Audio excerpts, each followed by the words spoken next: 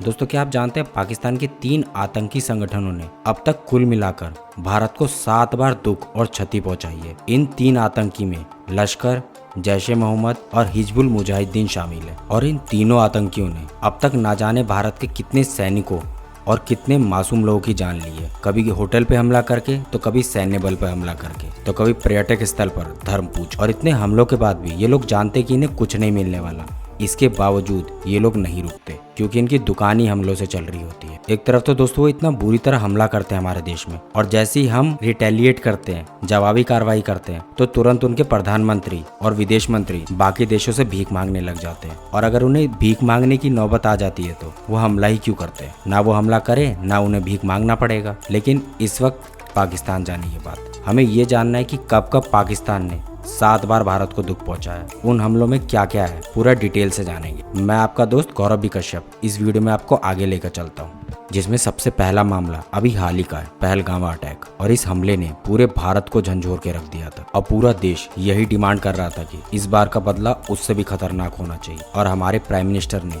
जवाब भी वैसा ही ऑपरेशन सिंदूर के जरिए पहले तो 9 आतंकवादी ठिकानों को पूरी तरह से नस्तो नाबूद किया। उसके बाद पाकिस्तान को लगा कि अब चीजें थम जाएगी, लेकिन उसके बाद भी ऑपरेशन सिंदूर जारी रहा। और उसके बाद हमारी आर्मी ने सारे एयर डिफेंस सिस्टम पाकिस्तान के उड़ा दिए। पहलगाम अटैक में 26 लोगों की मौत हुई थी, जिसके कारण ये 26 के 26 परिवार पूरी तरह से बिखर गए। और दोस्तों इन आतंकवादियों ने जानबूझकर उस जगह पे हमला किया जिसे हम भारत का मिनी स्विट्जरलैंड कहते हैं। और देखिए ना दोस्तों, पिछले 4 सालों में इस जगह की वजह से पूरे कश्मीर की इनकम तक बढ़ गई थी। यानी अगर आप बात करें, जिन लोगों के पास खाने के पैसे नहीं होते थे, उन लोगों की एक दिन की कमाई 5,000 से बढ़कर 20,000 तक पहुंच चुकी थी, क्योंकि टूरिस्टर की संख्या पिछले 4 सालों में 2.5 करोड़ तक पहुंच गई थी। और अगर कहीं ये हमला नहीं होता तो इस साल माना जा रहा था कि ये आंकड़ा 5 करोड़ से भी ज्यादा होता, जिससे कश्मीर के लोगों को इनकम तो मिलती ही मिलती, वहाँ के लोगों को एक अच्छी लाइफ भी मिलती, साथ ही भारत की इकोनॉमी भी बूस्ट होती। हालांकि इस हमले के बाद और भी कई बड़े नुकसान हुए,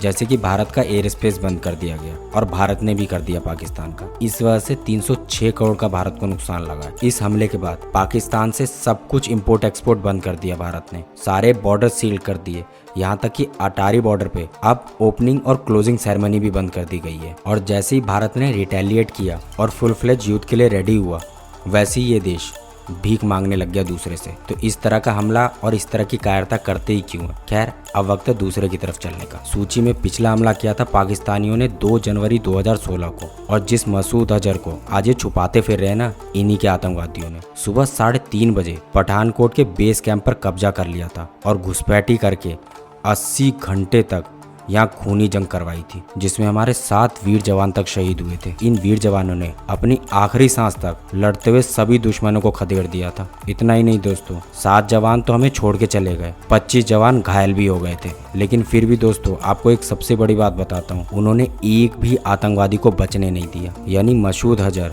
जो कि इस गेम का मास्टरमाइंड था, उसके एक भी आतंकवादी भारत से जिंदा वापस नहीं जा पाया। हालांकि इस हमले के काफी दिनों तक पंजाब में हाई अलर्ट रहा था और इस वजह से भारत को भी काफी नुकसान भी उठाना पड़ा था। दोस्तों इसी साल सिर्फ 8 महीने बाद इतनी गंदी हरकत करने के बाद ये साल भर भी नहीं रुके और 18 सितंबर 2016 को जम्मू कश्मीर के उरी सेक्टर में LOC के पास भारतीय सेना के कैंप पर सुबह 5 बजे जैश ए मोहम्मद के 4 आतंकवादियों ने उस कैंप में अपनी जगह बनाकर सबसे पहले रसोई की तरफ बम फेंका, जिस वजह से 18 सैनिक वीरगति को प्राप्त हो गए और 30 जवान घायल हो गए। और यहाँ पर पाकिस्तान के आतंकवादियों का ये प्लान था कि यहाँ के हर वीर जवानों को मारकर यहाँ का कोई भी प्लान भारत तक ना पहुँच पाए, क्योंकि डोगरा रेजिमेंट में हर 2 साल में बटालियन बदली जाती है और हमेशा ये सिलसिला चलता रहता है। नई बटालियन पुराने बटालियन से काम समझती है और काम समझकर पुरानी बटालियन वहां से चली जाती है, और इसी सिलसिले को तोड़ने के लिए ये अटैक किया गया था। लेकिन भारत इस बार चुप नहीं बैठा,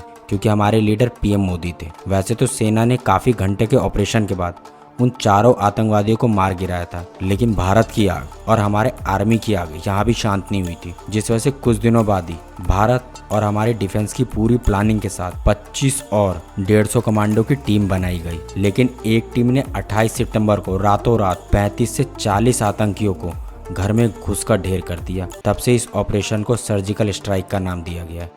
लेकिन दोस्तों पाकिस्तान का मेन आतंकवादी नहीं बनने की वजह से 14 फरवरी 2019 ये तारीख दुनिया वैलेंटाइन डे मनाती है, जिसको उन आतंकवादियों ने हमारे ब्लैक डे में बदल दिया। क्योंकि इन आतंकवादियों का एक आतंकी विस्फोटक कार में बैठकर सीआरपीएफ के काफिले में टक्कर मारता है, जिसमें हमारे देश के 40 जवान शहीद होते हैं। और ये धमाका इतना खतरनाक होता है कि पुलवामा के आसपास का वातावरण आग और धुएं से पूरी तरह ढक गया था, जिसका बदला 12 दिन बाद 25 फरवरी को आधी रात में बालाकोट में एयर स्ट्राइक करके लिया गया था, जिसमें पाकिस्तान के 300 आतंकियों को भारतीय सेना ने मार गिराया था, जिसमें मौजूद विंग कमांडर अभिनंदन वर्धमान को पाकिस्तानी सेना ने पकड़ लिया था। लेकिन 1 मार्च 2019 को छोड़ देने के बाद भारत सरकार ने उन्हें वीर चक्र से सम्मानित किया। ये तो था हमारा मोदी का एरा। उससे पहले का समय था जब मनमोहन सिंह प्राइम मिनिस्टर थे, और मनमोहन सिंह के नेतृत्व में सबसे बड़ा हमला होता है 26 नवंबर 2008 को, जिसे हम लोग 26/11 के नाम से भी जानते हैं आज, मुंबई अटैक, जिस वजह से पूरा देश दहल गया था। दोस्तों 26 नवंबर की वो भयानक रात जब पाकिस्तान के नापाक औलाद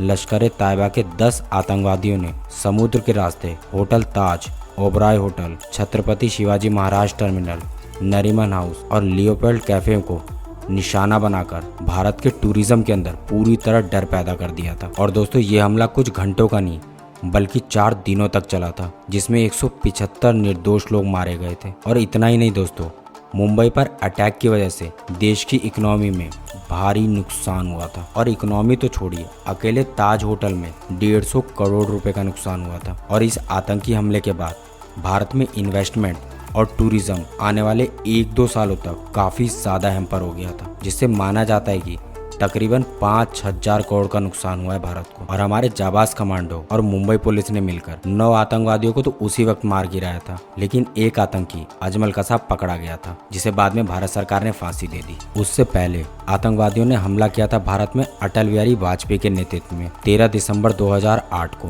जैश ए मोहम्मद के 5 आतंकवादी भारत के लोकतंत्र के मंदिर में 42 मिनट तक गोलाबारी करते हैं, जिसमें दिल्ली पुलिस के जवान समेत 9 लोग शहीद हो जाते हैं। लेकिन दूसरी तरफ 5 आतंकवादी भी हमारे वीर जवानों द्वारा मारे जाते हैं। दोस्तों जैश ए मोहम्मद और लश्कर ए तैयबा के आतंकवादी संसद के अंदर तो नहीं पहुंच पाए, लेकिन अंदर पहुंचने के लिए इन्होंने कोई कसर भी नहीं छोड़ी, क्योंकि जैसे ही आतंकवादी गेट के पास पहुंचते उन्हें सुरक्षाकर्मी पूरी तरह से घेर लेते थे, और जैसे ही वो घेरते थे वो अपने आप को बम से उड़ा लेते थे। और इतने बड़े हमले के बाद भी हमारा देश उस वक्त भी बदला नहीं ले पाया पाकिस्तान से, जो कि अब समय आ चुका है गिन गिन के उन सारे हमलों का बदला लेने का। और दोस्तों इस सूची में 7वां और सबसे बड़ा यानी इतिहास का सबसे बड़ा हमला है 12 मार्च 1993 का, जिसमें टोटल मिलाकर 12 बम धमाके होते हैं, जिसमें 257 लोग मारे जाते हैं और 1400 से भी ज़्यादा लोग इस हमले में घायल हो जाते हैं, जिसे आज भी पूरी मुंबई और हमारा देश सीरियल विस्फोट के नाम से जानता है। और इस हमले के पीछे मुंबई के अंडरवर्ल्ड डी कंपनी का नाम था, जिसे पूरी तरह से अंजाम दिया था दाऊद इब्राहिम ने। वेल दोस्तों, इस वीडियो के बारे में आपका क्या कहना है कमेंट करके ज़रूर बताइएगा। फिर मिलते हैं इसी तरह की वीडियो के साथ,